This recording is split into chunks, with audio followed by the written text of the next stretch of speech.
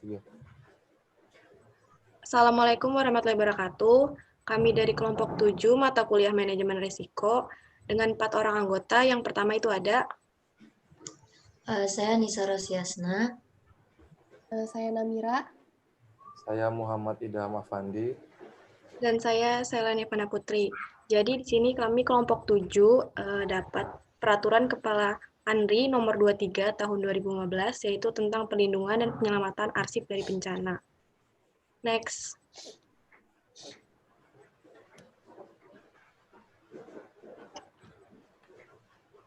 Jadi yang pertama itu ada latar belakang kami membuat makalah dan juga dari peraturan yang sama. Yang itu pertama ada bencana alam ataupun bencana yang terjadi akibat ulah manusia dapat menimbulkan kerugian, seperti finansial, ekonomi, sosial, hukum, dan sebagainya. Yang poin kedua itu, hal untuk dilakukan untuk menangani bencana ini sendiri adalah menyelamatkan jiwa manusia dan harta benda. Tentunya arsip merupakan salah satu harta benda yang penting dalam kehidupan manusia. Nah, perlindungan dan penyelamatan arsip adalah langkah perlindungan dan penyelamatan arsip oleh negara bagi arsip yang dinyatakan sebagai arsip milik negara, baik terhadap arsip yang keberadaannya di dalam maupun di luar wilayah Negara Kesatuan Republik Indonesia sebagai bahan pertanggungjawaban nasional. Ini diambil dari perka yang sama. Terus kalau tujuan utama program penyelamatan dokumen atau arsip sendiri adalah untuk melestarikan jangka panjang. Itu dari Sugiharto Dani 2010. Next.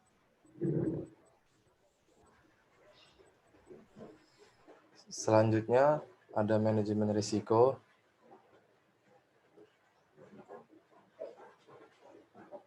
Apa itu risiko? Risiko bisa didefinisikan dengan berbagai cara. Sebagai contoh, risiko bisa didefinisikan sebagai kejadian yang merugikan. Risiko muncul karena ada kondisi ketidakpastian. Risiko ada di mana-mana, bisa datang kapan saja, dan sulit dihindari. Next. Apa itu manajemen risiko?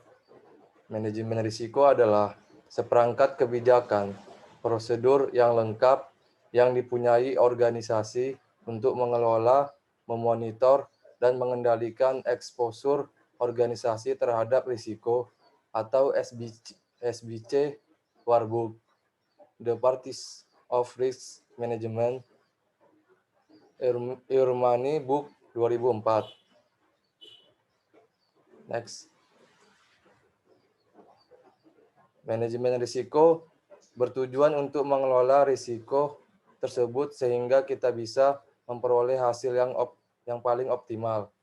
Manajemen risiko pada dasarnya dilakukan melalui proses-proses berikut ini: identifikasi, pengukuran, pengelolaan, evaluasi, dan mitigasi. Next. ISO 31000/2018, prinsip kerangka kerja proses. Next.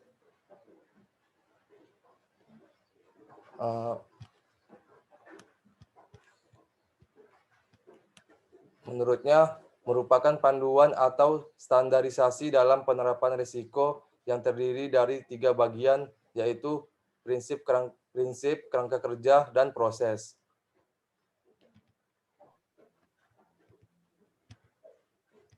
Bagian yang pertama itu ada prinsip. Prinsip merupakan fondasi dalam pengelolaan risiko dan perlu dipertimbangkan saat menyiapkan kerangka kerja dan proses manajemen risiko.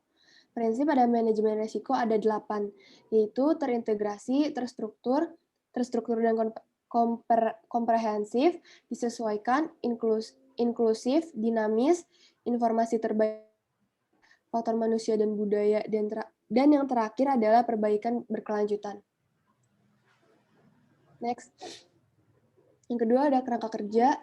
Kerangka kerja pada dasarnya merupakan siklus yang mengelilingi kepemimpinan dan komitmen serta dengan tambahan integrasi di antara perbaikan dan desain. Tujuan dari kerangka kerja manajemen risiko yaitu untuk membantu organisasi dalam mengintegrasikan manajemen risiko ke dalam aktivitas dan fungsi signifikan. Komponen yang terdapat dalam kerangka kerja yaitu integrasi, desain, implementasi, evaluasi, dan perbaikan.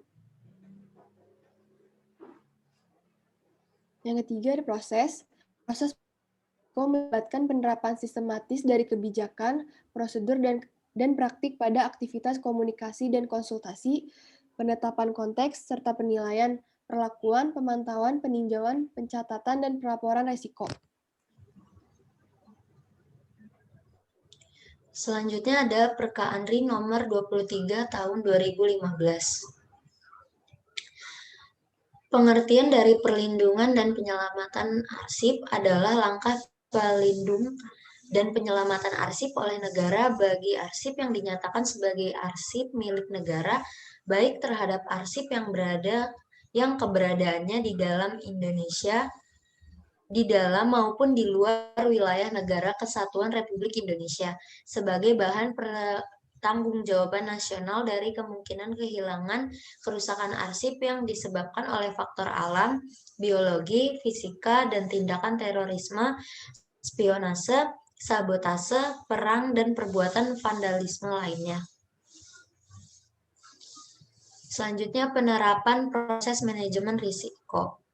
Yang pertama ada komunikasi dan konsultasi untuk memastikan berbagai pandangan dipertimbangkan.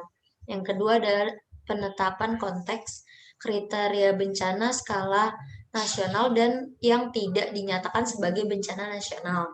Yang ketiga ada penilaian resiko, tabel analisis identifikasi bencana yang tindakan tanggap darurat dan tabel identifikasi arsip. Analisis resiko. Yang keempat ada perlakuan resiko, pembentukan tim penanggulangan bencana arsip, ada pra bencana, tanggap darurat, dan pasca bencana.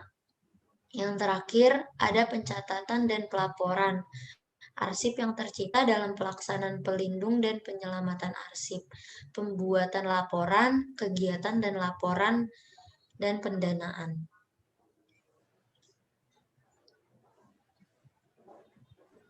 Jadi yaitu terakhir ada kesimpulan dari PPT kelompok kami bahwa arsip merupakan hal yang keberadaannya sangat penting sehingga perlu dilakukan pelindungan serta penyelamatan arsip untuk mencegah atau menanggulangi terjadinya bencana.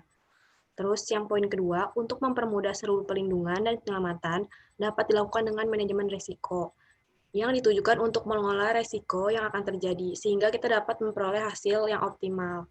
Terus yang poin terakhir, jadi pada dasarnya dalam peraturan yang kami dapat itu nomor 23 tahun 2015 dari bencana sudah mencakup ketiga bagian dari ISO 31000/2016 yaitu prinsip kerangka kerja dan proses. Hanya sebagian besarnya penjelasannya lebih mengarah ke bagian proses, ada manajemen risikonya. Jadi kita menjelaskan hanya penerapan pada proses di manajemen risikonya. Next.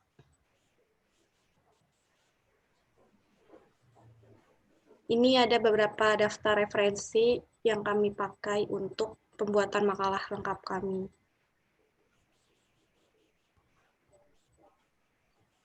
Next. Nah, jadi sekian dari presentasi dari kelompok 7, kurang lebihnya mohon maaf. Wassalamualaikum warahmatullahi wabarakatuh.